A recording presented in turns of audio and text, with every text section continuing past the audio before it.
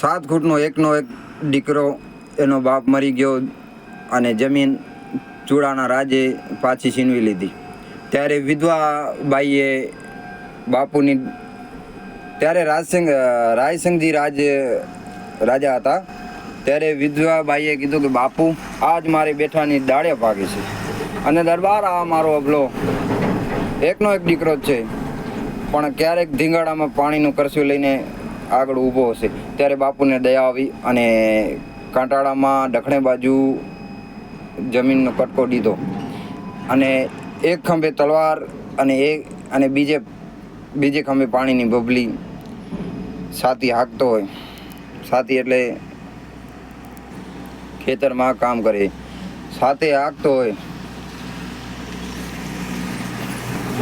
પણ એક દિવસ પાડિયાથી સોમલ ખાચર ચૂડા ઉપર ચડી આવ્યા. વેળાવદર, કુંદલા અને ચૂડા વચ્ચે બગથાડાની પાટીમાં ધીંગાડું મંડાડું.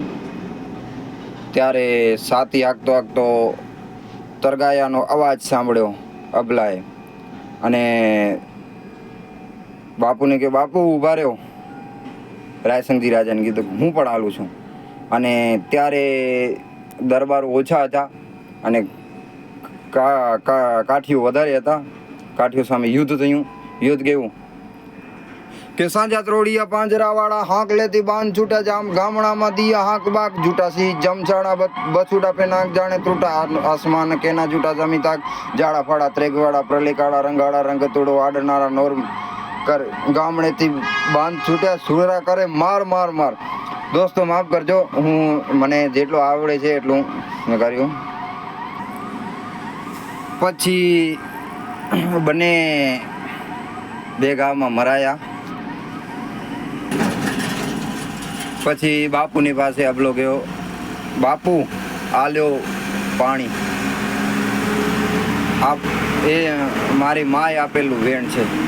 અને આજ પણ ત્યાં આગળ અબલાની ખાંભી અને પાછળ દરબાર રાયસિંગજીની ખાંભી, અને આજ પણ ત્યાં કહેવાય છે કે ખોડામાં ખાંભી. જો આ અમે પહેલી વાર ઇતિહાસ વાત યુટ્યુબમાં નાખું છું. જો સારું લાગ્યું તો લાઈક શેર કરજો અને સપોર્ટ કરજો. હજી એક વાત એમાં ઉમેરું કે ત્યારે કવિએ લખ્યું છે કે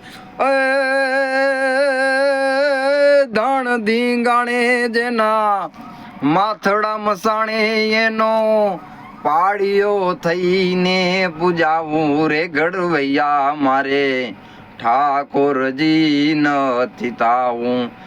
બેટડે બાપ જેના મોઢા નભાળ્યા એવા કુમડા હાથે ખોડાવો ઘડવૈયા મારે ઠાકોરજી નથી તાવું.